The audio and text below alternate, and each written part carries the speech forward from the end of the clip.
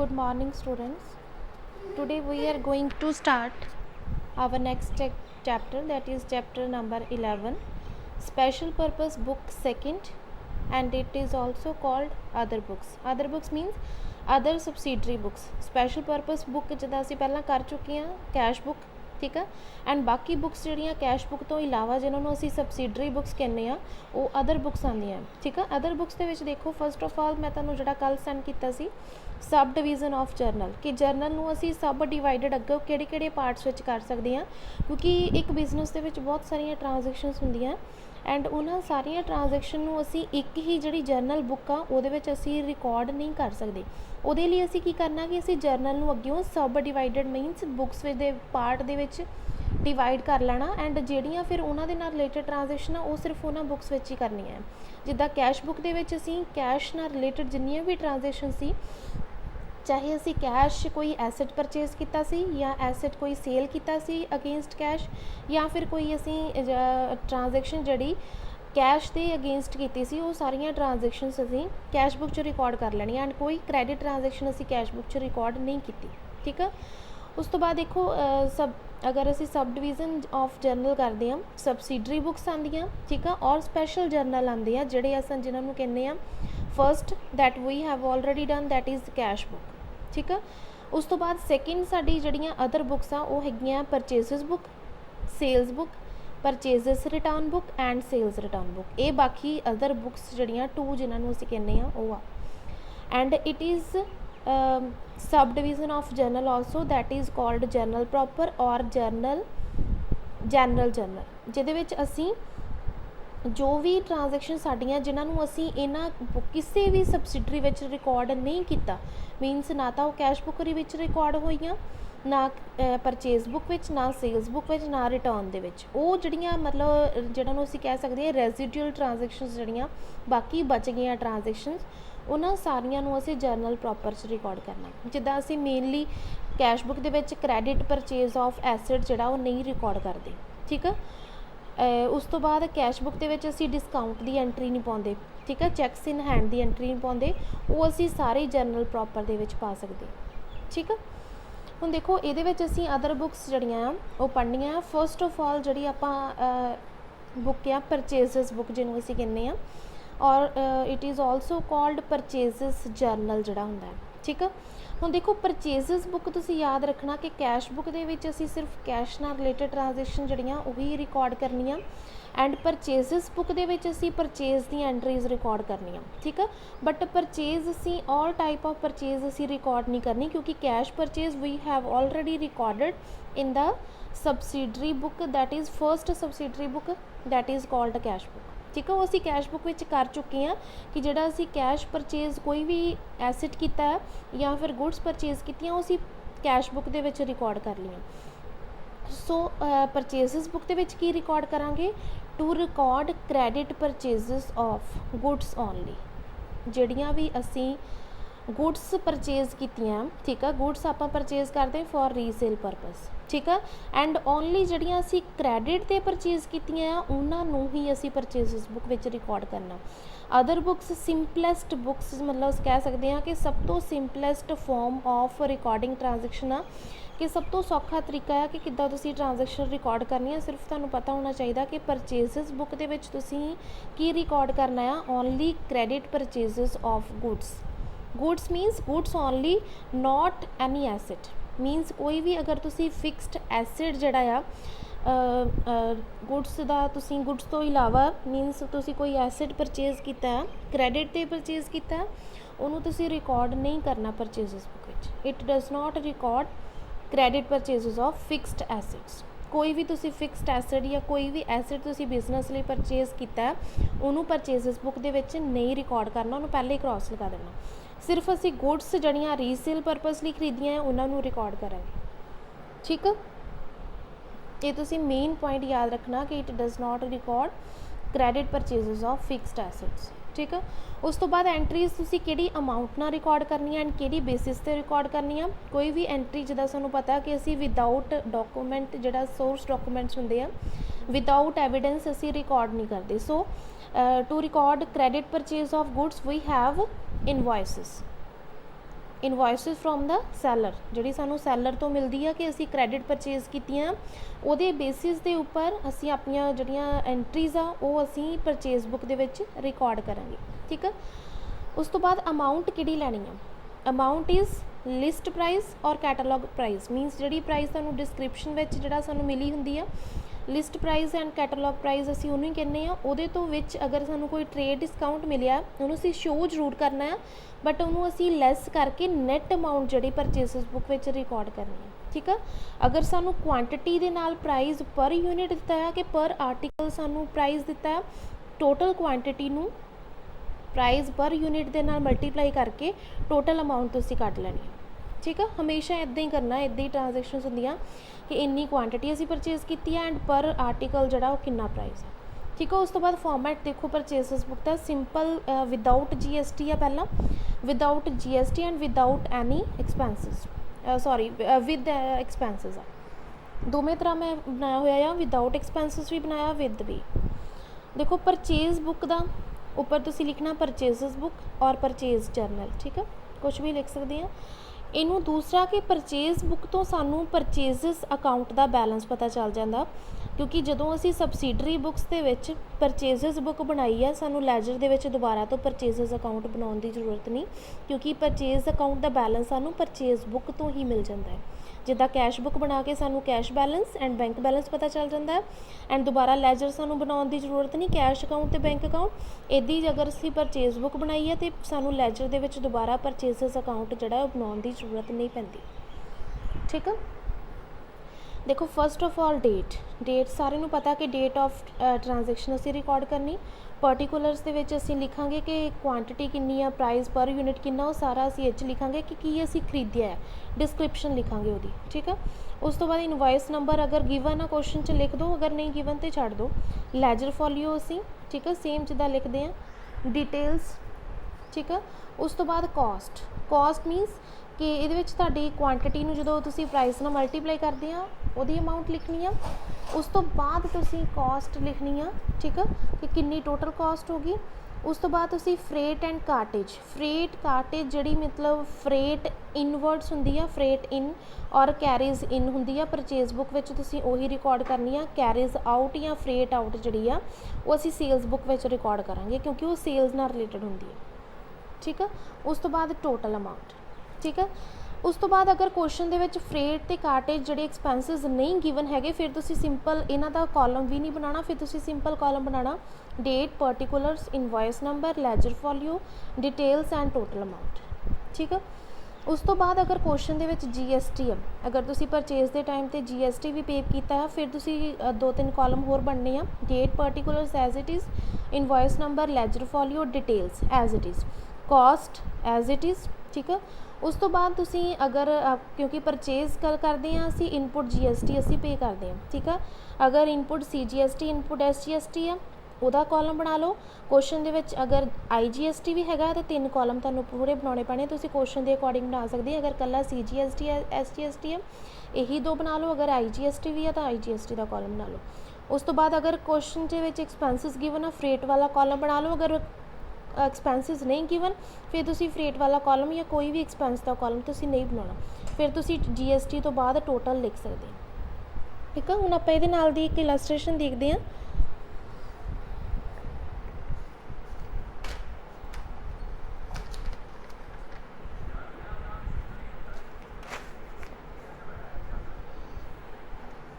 ਉਸ ਤੋਂ ਬਾਅਦ ਦੇਖੋ ਆਪਾਂ ਥੋੜ੍ਹੀ ਥਿਊਰੀ ਪੜ੍ਹ ਲੈਂਦੇ ਹਾਂ ਕਿ ਫੀਚਰਸ ਕੀ ਆ ਪਰਚੇਸਿਸ ਬੁੱਕ ਦੀਆਂ।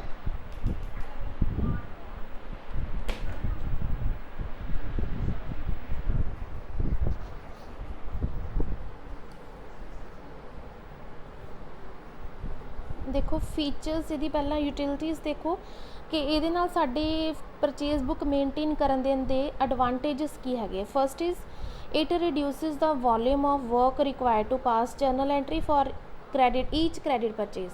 ਇਹਦੇ ਨਾਲ ਕਹਿੰਦੇ ਫਿਰ ਜਰਨਲ ਦੇ ਵਿੱਚ ਜਿਹੜਾ ਜਰਨਲ ਦਾ ਵੋਲੀਅਮ ਮੀਨਸ ਉਹਦਾ ਬਲਕ ਮੀਨਸ ਘੱਟ ਹੋ ਜਾਂਦਾ ਆ, ਕਿਉਂਕਿ ਸਾਨੂੰ ਸਾਰੀਆਂ ਐਂਟਰੀਜ਼ ਫਿਰ ਜਰਨਲ ਐਂਟਰੀਜ਼ ਜਿਹੜੀਆਂ ਕ੍ਰੈਡਿਟ ਪਰਚੇਜ਼ ਦੀਆਂ ਉਹ ਅਸੀਂ ਪਰਚੇਜ਼ ਬੁੱਕ ਦੇ ਵਿੱਚ ਹੀ ਰਿਕਾਰਡ ਕਰ ਲੈਣੀਆਂ, ਉਹਨੂੰ ਜਰਨਲ ਦੇ ਵਿੱਚ ਰਿਕਾਰਡ ਕਰਨ ਦੀ ਜ਼ਰੂਰਤ ਨਹੀਂ ਪੈਂਦੀ। Second is ledger posting becomes easier since all the credit purchases are recorded in single book, क्योंकि ਅਸੀਂ ਸਾਰੀਆਂ credit purchase ਜਿਹੜੀਆਂ ਇੱਕ ਹੀ book ਦੇ ਵਿੱਚ record ਕੀਤੀਆਂ ਉਹਦੇ ਨਾਲ ਸਾਨੂੰ ledger posting ਜਿਹੜੀ ਆ ਸੌਖੀ ਹੋ ਜਾਂਦੀ, ਇੱਕ ਹੀ book ਤੋਂ ਕਰਨੀ ਪੈਂਦੀ ਆ।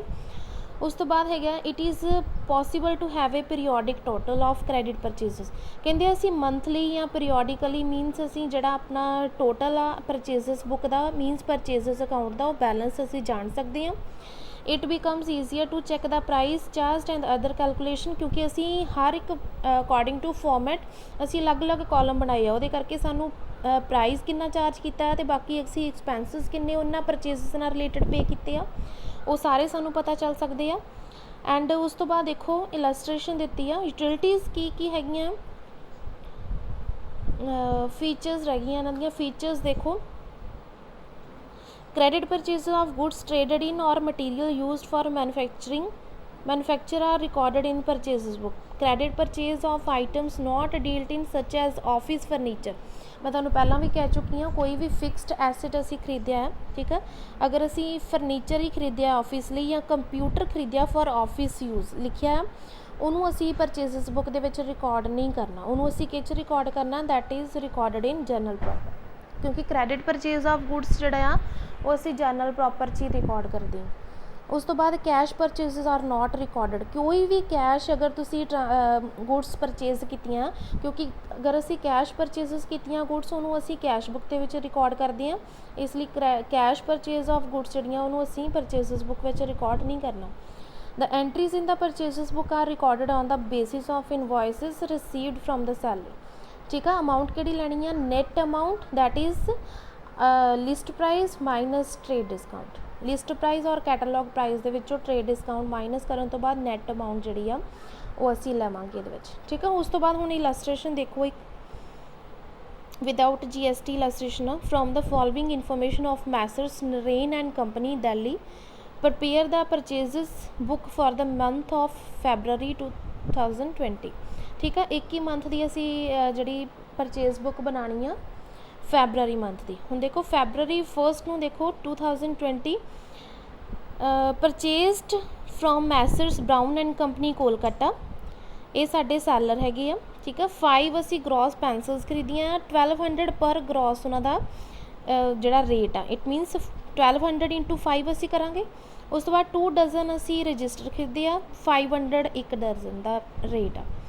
लैस उहदे विचों सानूं की मिलिया, ट्रेड डिस्काउंट मिलिया 10%। ट्रेड डिस्काउंट हुण तुसीं 10% जिहड़ा आ वो तुसीं 1200 नूं 5 नाल मल्टीप्लाई करके एंड 500 नूं 2 नाल मल्टीप्लाई करके अलग अलग नहीं लगाउणा, पहले 1200 into 5 and 500 into 2 means total करके टोटल दे विचों तुसीं 10% लैस करना है, ठीक है। ਇਹਦੀ ਸੈਕਿੰਡ ट्रांजैक्शन आ। एंड थर्ड जी आ फैबररी 5 ਨੂੰ purchased 80 Reynolds pen at 5 rupees each from messrs Verma brothers Delhi. 80 Reynolds pen खरीदे आ, ठीक है, 5 रुपीज़ का एक पैन। हुण देखो ਇਹਦਾ सल्यूशन देखो, पहले विदाउट GST एंड नो ਜਿਹੜੇ ਸਾਨੂੰ कोई भी ਇਹਦੇ ਵਿੱਚ एक्सपेंसिस ਜਿਹੜੇ ਆ ਉਹ गिवन नहीं है relating to related with purchases, so असी पर वो वाला कॉलम भी नहीं बनावांगे। Simple column date, particulars, invoice number, ledger folio, details and amount. Amount means total amount, ठीक है। डिटेल्स असी क्यों बनाने हैं, क्योंकि असी फिर जी अमाउंट साड़ी आती है क्वांटिटी नूं जदों असी प्राइस नाल मल्टीप्लाई करते हैं, उस तो बाद जी साड़ी अमाउंट आती है उन्होंने असी पर्टिकुलर्स कॉलम विच नहीं लिखना होंदा, उन्होंने असी डिटेल कॉलम च लिखना है। तो जो भी ट्रेड डिस्काउंट आ वो विचों माइनस करन तो बाद जी नैट अमाउंट बाकी बची है वो असी अमाउंट वाल टोटल जोड़ा कॉलम साडा हुंदा उहदे विच लिखनी हुंदी है, ठीक है। हुण देखो फस्ट साडा फैबररी 1 नूं असी कि ना, क्योंकि नेम ऑफ सप्लायर जिहड़ा आ या नेम ऑफ साडा सैलर आ उहनूं लिखना जरूरी है कि किहदे तो परचेज कीता। फस्ट असी किहदे तो परचेज किया, Messrs brown and company Kolkata, ठीक है। की परचेज किया उन्हां दी पूरी डिस्क्रिप्शन लिखनी है। 5 ग्रॉस पेंसिल्स एट 1200 पर ग्रॉस एंड उस तो बाद रजिस्टर खरीदे असी, ठीक है। एंड देखो हुण अमाउंट साडी आ गई 6000 दे ग्रॉस पेंसिल्स आ, उस तो बाद रजिस्टर्स हैगी आ 1000, ठीक है। टोटल अमाउंट साडी कितनी होगी, दैट इज़ 7000, ठीक है। अगर क्वेश्चन दे विच ट्रेड डिस्काउंट ना हुंदा तो 7000 नूं तुसीं इधर अमाउंट वाले कॉलम च आउटर कॉलम च लिखना सी, ठीक है। 6000 plus 1000 that is 7000 net amount. But अगर ट्रेड डिस्काउंट है तो तुसी लैस करके, क्योंकि ट्रेड डिस्काउंट असी लैस करना है 10%, 7000 का 10% दैट इज़ 700 आना, ठीक है। तो नैट अमाउंट कितनी बची, दैट इज़ 6300। लाइन्स तुसी ध्यान रखनिया कि लाइन्स लगा के टोटल तुसी अमाउंट कॉलम च लिखना है, ठीक है। उस तो बाद लाइन तुसी जरूर लगानी, क्योंकि एक सैलर की जी वो ट्रांजैक्शन कंप्लीट होगी, लाइन लगा देनी पर्टिकुलर कॉलम च, ठीक है। डिटेल में आप पहले ही लाइन लगा चुके हैं। उस तो बाद फैबररी 4 ਨੂੰ ਅਸੀਂ ਖਰੀਦਾ ਦਾ ਪੇਪਰ ਕੰਪਨੀ ਦਿੱਲੀ ਤੋਂ ਪਰਚੇਜ਼ ਕੀਤਾ। ਰੀਮ ਅਸੀਂ ਪਰਚੇਜ਼ ਕੀਤੇ ਆ ਵਾਈਟ ਪੇਪਰ ਦੇ ਐਂਡ ਰੂਲਡ ਪੇਪਰ ਲਿਆ ਸੀ। 4 + 6 ਮੀਨਸ 10000 ਟੋਟਲ ਐਂਡ 10% ਸਾਡਾ ਟ੍ਰੇਡ ਡਿਸਕਾਊਂਟ ਤੋਂ ਲੈਸ ਕਰਨ ਤੋਂ ਬਾਅਦ ਟੋਟਲ ਸਾਡੀ ਅਮਾਊਂਟ ਕਿੰਨੀ ਆਈ ਹੈ 9000। उस तो बाद थर्ड साढ़ा सी मैसेज वर्मा ब्रदर्स और रिनॉल्ड पैन खरीदे सी, ठीक है। वह देखो हुण कोई सानू ट्रेड डिस्काउंट नहीं, 80/5 मीनस डिटेल दे विच सानू, क्योंकि ये असी एक ही क्वांटिटी खरीदी आ, अगर 2 खरीदियां होंदियां फिर असी डिटेल कॉलम च लिखना सी। हुण असी सीधी अमाउंट टोटल कॉलम च लिख दिंने 80/5 दैट इज़ 400, ठीक है। उस तो बाद लास्ट देखो हम परचेज बुक बना के सानू किहदा टोटल मिलता है, that is total of purchases account, ठीक है। परचेजेस अकाउंट अब तुसी क्वेश्चन च लिखना कि डेट किहड़ी लिखनी। डेट देखो उन्होंने कहा कि फैबररी, सिर्फ only for the month of February. जो भी तुसी सबसिडरी बुक्स बनाने आ वो तुसी एक मंथ की ही मीनस मेनली जी बनती है। तुसी उहदा जिहड़ा, क्योंकि पीरियोडिक बोलते हैं असी, इसलिए एक मंथ ही पीरियोडिक दे विच ज़्यादातर लेंदे आ। तो एक मंथ का फिर लास्ट तुसी टोटल जिहड़ा उस मंथ की लास्ट डेट में तुसी टोटल करना एंड लिख देना कि परचेज अकाउंट का तुहाडे कोल बैलेंस आ गया। परचेज अकाउंट का तुहाडे कोल ऑलवेज डेबिट बैलेंस हुंदा, ठीक है। एंड टोटल जी अमाउंट टोटल वाला कॉलम आ उहदा तुसी टोटल जिहड़ा कर देना, ठीक है। इहदे नाल तुहाडा क्वेश्चन जिहड़ा कंप्लीट हो जाता। अगर क्वेश्चन दे विच तुहानूं फ्रेट मीनस कोई भी पैकिंग चार्जिस फ्रेट चार्जिस हैगी आ ਉਹਦੇ ਲਈ ਤੁਸੀਂ ਅਲੱਗ ਤੋਂ ਕਾਲਮ ਬਣਾ ਲੈਣਾ ਐਂਡ ਜਿਹਦੇ ਨਾਲ ਸਪਲਾਇਰ ਦੇ ਨਾਲ ਰਿਲੇਟਡ ਉਹ ਵਾਲੇ ਐਕਸਪੈਂਸਿਸ ਹੈਗੇ ਆ ਉਹਨਾਂ ਨੂੰ ਉਹਦੇ ਨਾਲ ਲਿਖ ਕੇ ਟੋਟਲ ਅਮਾਊਂਟ ਦੇ ਵਿੱਚ ਟੋਟਲ ਅਮਾਊਂਟ ਲਿਖ ਦੇਣੀ। डिटेल्स ਦਾ total plus expenses that is equal to total amount, ठीक है। उस तो बाद सैकेंड इलस्ट्रेशन मैं पढ़ दिनी हाँ, देख लो तुसी कि देखो enter the following transactions in purchases book of message Bhaskar brothers Mumbai, ठीक है। तुसी इहदा नेम लिख सकते हैं ऊपर कि किहदी परचेज बुक तुसी बना रहे हैं, उहदा नेम लिख दो, परचेज बुक लिख दो। देखो फस्ट इन्होंने परचेज किया, गुड्स परचेज कीतियां, ठीक है। ट्यूबलाइट परचेज किए, बल्ब परचेज किए, ट्रेड डिस्काउंट गिवन है। अप्रैल 6 ਨੂੰ परचेज्ड अगेंस्ट कैश। देखो अगर असी कैश ही पढ़ लिया इट मीनस कैश ਨੂੰ अंडरलाइन कर लो एंड ये ट्रांजैक्शन असी परचेज बुक ਦੇ ਵਿੱਚ रिकॉर्ड नहीं करनी, क्योंकि असी only credit purchases of goods जड़ियाँ उही रिकॉर्ड करनिया। उस तो बाद फिर परचेज कीतियां गुड्स असी हीटर्स परचेज किए आ, क्रॉम्पटन फैनस परचेज किए। उस तो बाद अप्रैल 15 ਨੂੰ परचेज्ड लैपटॉप। देखो लैपटॉप परचेज किया इट मीनस लैपटॉप एसेट आ साडे लई, एसेट नूं असी रिकॉर्ड नहीं करना, ठीक है। ये भी ट्रांजैक्शन असी रिकॉर्ड नहीं करांगे।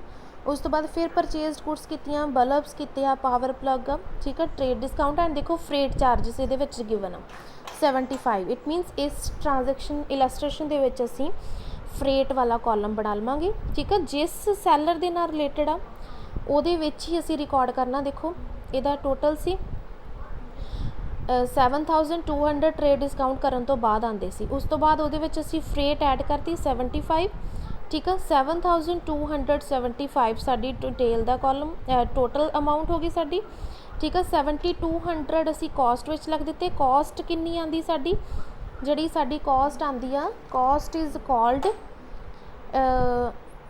लिस्ट प्राइस और catalogue price minus trade discount, उन्होंने असी कॉस्ट किन्नी, ठीक है। उस तो बाद फ्रेट वाले कॉलम च फ्रेट की अमाउंट लिख दो, ठीक है। इधर टोटल अमाउंट लिख दो।